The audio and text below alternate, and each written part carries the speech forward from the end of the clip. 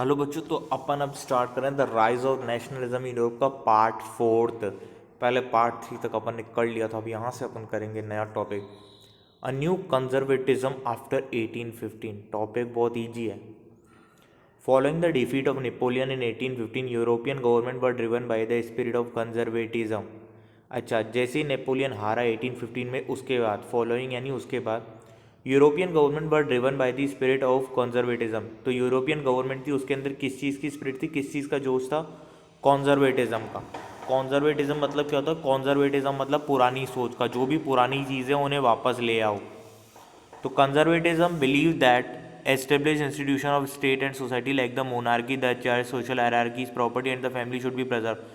कॉन्जर्वेटिज्म किस चीज़ में बिलीव करते थे कि जो इंस्टीट्यूशन है स्टेट और सोसाइटी की, मतलब जो पहले से चलता आ रहा था, जैसे मोनार्की यानी राजा का शासन, चर्च तो मेरे बच्चे जानते ही हैं, सोशल हायरार्की यानी ऊंच नीच वो भी चलनी चाहिए, प्रॉपर्टी एंड फैमिली ये सब बचा के रखो। तो कॉन्जर्वेटिज्म मतलब पुरानी सोच बचा के रखो।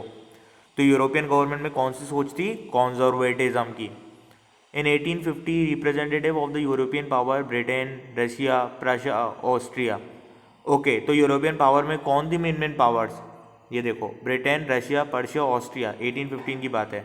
Who had collectively defeated Napoleon. इन चारों ने मिलकर हमारे नेप्पो को हराया था, नेपोलियन को मतलब।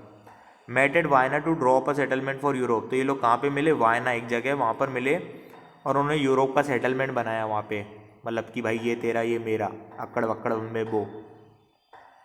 द कांग्रेस यानी मीटिंग। द कांग्रेस वो hosted by the Austrian chancellor Duke Metternich.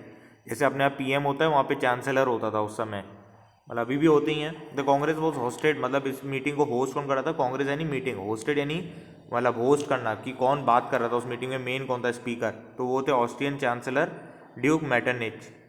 And they drop the treaty of Vienna of 1850। तो उन्होंने एक संधि बनाई, एक एग्रीमेंट बना, उस एग्रीमेंट को नाम दिया treaty of Vienna of 1815।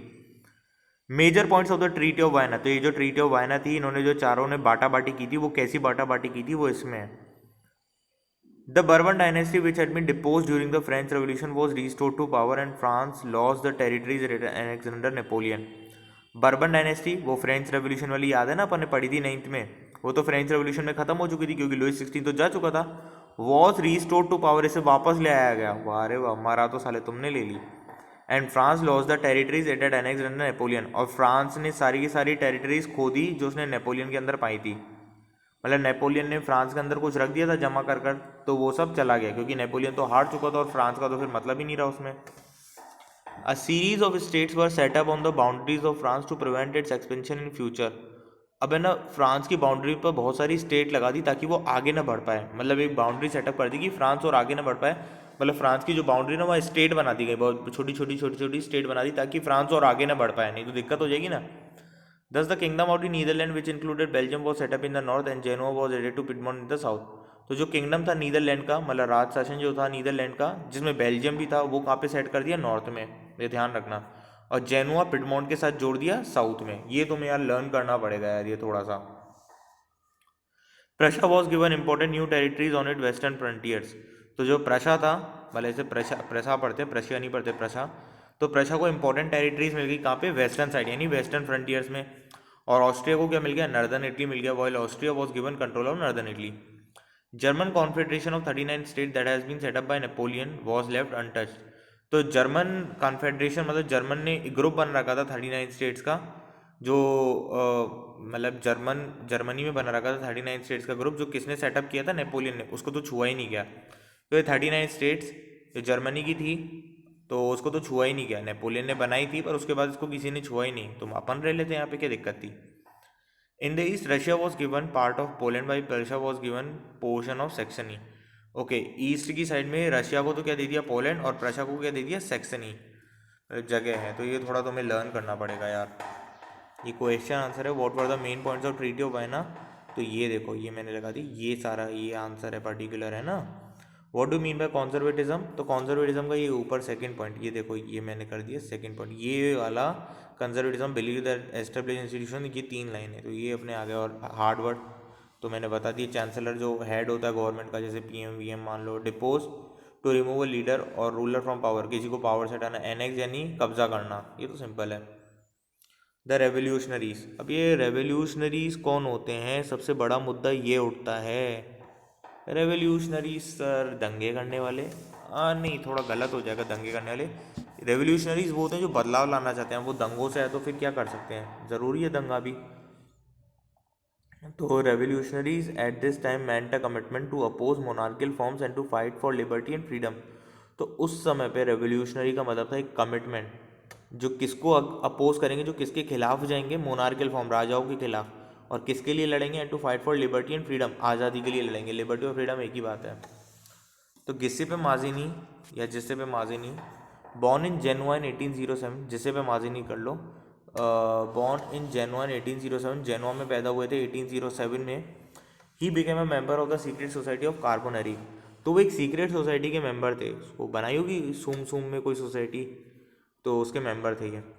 He was sent into exile in 1831 for attempting a revolution in Liguria. इन्हें देश से बाहर निकाल दिया था 1831 में, एक्साइल यानी देश से बाहर निकाल देना, for attempting a revolution in Liguria, क्योंकि इन्होंने ना रेवोल्यूशन चलाया था, लिगोरिया कोई जगह थी वहाँ पे, वहाँ पे कुछ इन्होंने करी थी हरकत, अच्छे के लिए की थी। Mazzini believe that God had intended nation to be the natural units of mankind. Mazzini सोचते थे यार ये जो नेशन है वो मैनकाइंड की एक नेचुरल यूनिट है, हमारी जो चीज़ है वो तो हमारी रहेगी ना, इसमें कोई कब्जा कैसे कर सकता है, तो उसकी सोच भी सही थी। Secret societies were set up in Germany, France, Switzerland and Poland. तो सीक्रेट सोसाइटी बनाई गई कहाँ कहाँ पे, यार ये अच्छा किया इन्होंने, सोसाइटी सीक्रेटली बना दी ताकि कोई इन्हें देख ना पाए, जर्मनी में, फ्रांस में, स्विट्जरलैंड में और पोलैंड में।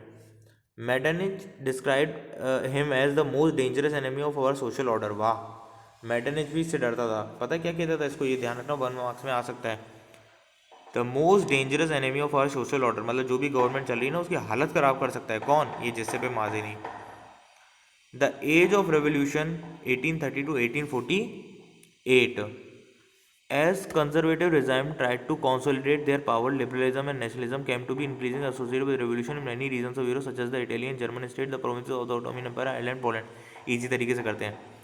As conservative regime try to consolidate their power, जैसे ही कॉन्जर्वेटिव रिजाइम यानी जो अपन ने अभी ऊपर बात की, इससे भी ऊपर यहाँ पे, नहीं कहाँ गए रे, हाँ ये ऊपर, तो ये अपनी पावर जब जमा रहे थे, ये अपन ने ये पॉइंट बात करी ना इसमें, जब ये लोग पावर जमा रहे थे कॉन्जर्वेटिव वाले, तो conservative regime try to consolidate their power, liberalism and nationalism came to be increasingly associated with revolution in many regions of Europe.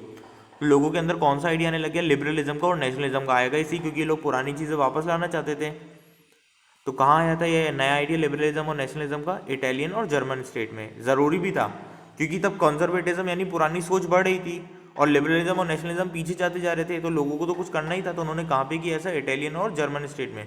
और कहाँ किया, the provinces of the Ottoman empire, Ireland and Poland, इन जगहों पर भी ये दंगे चालू हो गए। When the France sneezes, Metternich once remark the rest of the Europe catches cold. अच्छा, तो मेटरनिक जो अपने चांसलर थे उन्होंने एक बात कही थी, ये 1 मार्क में आ सकती है, कि जब फ्रांस छींकता है ना, स्नीजेस यानी जब फ्रांस छींकता है तो पूरे के पूरे यूरोप को जुकाम हो जाता है, मतलब फ्रांस में जो भी होता है वो पूरे यूरोप में भी होता है। क्या बात है, मतलब इतना चलती है भाई फ्रांस की। The first upheaval took place in France in July 1830। सबसे पहला दंगा कहाँ हुआ था फ्रांस में, जुलाई 1830 में। अपहीवल यानी दंगा, चिंगारी, कुछ भी कहो। तो July revolution sparked an uprising in Brussels, और इसकी वजह से एक और चिंगारी जल गई, कहाँ पे, ब्रूसल्स में। ये बेल्जियम की कैपिटल थी जो तो तुम जानती हो। Which led to Belgium breaking away from the United Kingdom of the Netherlands. इस वजह से क्या हुआ, जो बेल्जियम था वो किससे अलग हो गया, United Kingdom of the Netherlands. The growth of revolutionary nationalism in Europe sparked off a struggle for independence among the Greek which began in 1821। तो जो ग्रोथ है रेवोल्यूशनरी नेशनलिज्म का यूरोप में, ये जो नेशनलिज्म बढ़ रहा था यूरोप में, इससे एक और दंगा बढ़ गया ग्रीक में। ग्रीक्स ने बोला हम भी करेंगे दंगा, हम भी आज़ादी के लिए लड़ेंगे, जो कब शुरू हो गया, 1821 में। तो तुम देख रहे हो ऊपर से सब मोटिवेट होते जा रहे हैं इस वाले टॉपिक में। Poets and artist praise Greece as the cradle of European civilisation. Cradle क्या होता है, जिसमें बच्चे को अपन पालते हैं ना, तो पोएट्स और आर्टिस्ट क्या कहते थे ग्रीस के लिए, यूरोपियन सिविलाइजेशन को कौन पालता है, ग्रीस पालता है। मतलब जैसे हमें हमारी माँ पालती है, तो इसी तरह यूरोपियन सिविलाइजेशन पूरे यूरोप को कौन पालता है, ग्रीस। तो क्रेडल, क्रेडल यानी पालना। तो पोएट्स और आर्टिस्ट ग्रीस की इतनी इज्जत करते थे। And mobilise public opinion to support it struggle against a Muslim empire. और उन्होंने लोगों को भी मनाया, मोबिलाइज यानी मनाना, पब्लिक ओपिनियन। इन पोएट्स और आर्टिस्ट ने लोगों को भी मनाया कि हम स्ट्रगल में साथ दें, जो हमारा किसके खिलाफ थी लड़ाई, मुस्लिम एम्पायर के खिलाफ, हमारी नहीं, ग्रीस की। तो फाइनली सब कुछ सही हुआ, तो एक समझौता साइन हुआ। The finally the treaty of Constantinople of 1832 recognise Greece as an independent nation. आखिर में ग्रीस आज़ाद हो गया। ये बहुत ज़्यादा अच्छी बात हुई। ओके, अब ये आगे का टॉपिक देखते हैं अपन। आगे का टॉपिक क्या है? The romantic imagination and national feeling और रोमांटिसिज्म। अब बच्चे लोग यहाँ पे रोमांस वोमेंस जैसा नहीं है कि तुम कोई पिक्चर यहाँ पे डाल दो। ये रोमांटिक इमेजिनेशन और नेशनल फीलिंग और रोमांटिसिज्म में मतलब देश के लिए भावना। रोमांटिक होना है ना, हो जाओ, पर रोमांटिक देश के लिए हो, लड़की या लड़के के लिए नहीं, पागल। तो देखते हैं क्या है इस टॉपिक। ये आता भी है बहुत बार। ये देखो क्वेश्चन भी लिख रखा है मैंने, तुम तो मेरा नेचर जानते ही हो। देखते हैं। The development of nationalism did not come about only through Wars and territorial expansion. अच्छा, नेशनलिज्म की भावना सिर्फ ऐसी नहीं आई थी, वॉर हुए और टेरिटोरियल एक्सपेंशन, मतलब कि वॉर मतलब लड़ाइयाँ हुई और टेरिटोरियल एक्सपेंशन, अपन ने दूसरों की जगह पे कब्जा किया और अपने अंदर नेशनलिज्म की भावना आ गई। नहीं, ऐसे नहीं आई थी नेशनलिज्म की भावना। मतलब जो युद्ध करके इन सबसे तो नहीं आई थी नेशनलिज्म की भावना। युद्ध तो ज़रूरी था, जो किया सो किया, लेकिन वो कैसा ही देशभक्ति की भावना, दिल में दर्द कैसे जागा, जागा तो कैसे जागा? Culture, yes.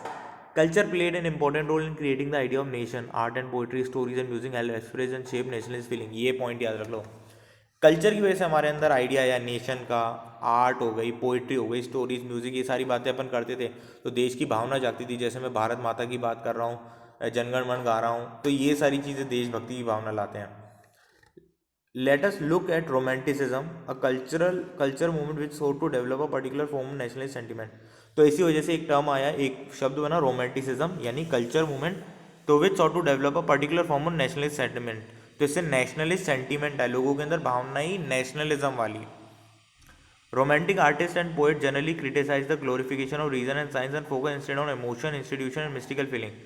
जो रोमांटिक आर्टिस्ट थे, जो मतलब जो इसमें रोमांटिक इमेजिनेशन में बिलीव करते थे, वो सोचते थे कि रीजन और साइंस बेकार है, ये बुराई करते थे। क्रिटिसाइज द ग्लोरिफिकेशन, किस चीज़ की बुराई करते थे? रीजन और साइंस की। और फोकस किस पर करते थे? भावनाओं यानी इमोशंस पर, इंस्टीट्यूशन पर, and mystical feeling. Mystical feeling यानी जैसे हमारी रामायण के लिए फीलिंग है, महाभारत के लिए फीलिंग है, तो यही मिस्टिकल फीलिंग होती है। उनकी भी होगी कोई ना कोई भगवान के लिए फीलिंग। तो ये सोचते थे रीजन और साइंस तो सब कचरा है, मेन चीज़ तो क्या? Emotion, institution and mystical feelings.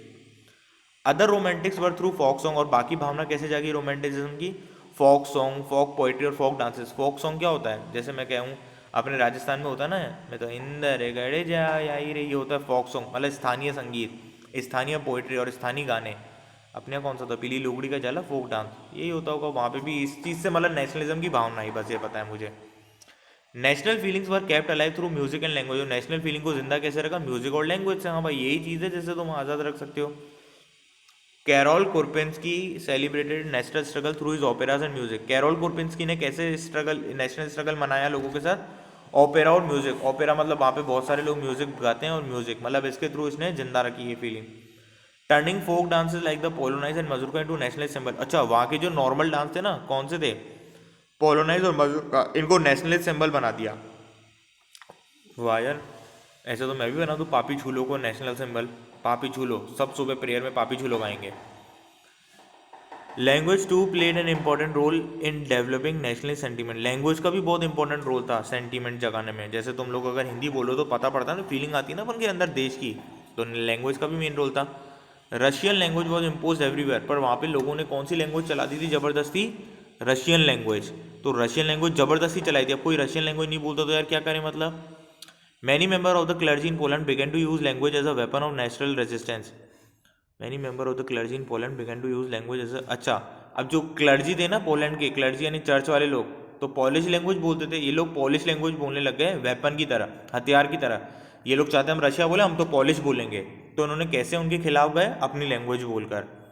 The use of Polish came to be seen as a symbol of the struggle against Russian dominance. हाँ, ये पता ही पड़ रहा है। तो जो पॉलिश लैंग्वेज यूज कर रहे थे वो स्ट्रगल था किसके अगेंस्ट? किसके खिलाफ? रशियन डोमिनेंस के खिलाफ। डोमिनेंस यानी जो उन्होंने अपना जमा रखा था। As a result a large number of priest and bishops were put in jail और सेंट टू साइबेरिया। तो बहुत सारे पंडित यानी प्रीस्ट और बिशप जो भी पूजा वूजा करते हैं, इनको जेल में भेज दिया और साइबेरिया में भेज दिया। साइबेरिया जो बहुत ठंडा देश है, वहाँ पे भेज दिया। किसने भेजा? By the Russian authorities as punishment for the refusal to preach in Russian. क्योंकि इन्होंने मना कर दिया था कि हम रशिया में प्रीच नहीं करेंगे। प्रीच मतलब धर्म की, जो धर्म के संदेश हैं वो हम रशिया में नहीं देंगे, हम अपनी पॉलिश लैंग्वेज में देंगे। तो इस वजह से इन्हें सज़ा मिल गई। तो आज के लिए लगता है बच्चे लोगों को बहुत ज़्यादा हो गया, तो अपन चलते हैं, बस दुआ में याद रखना।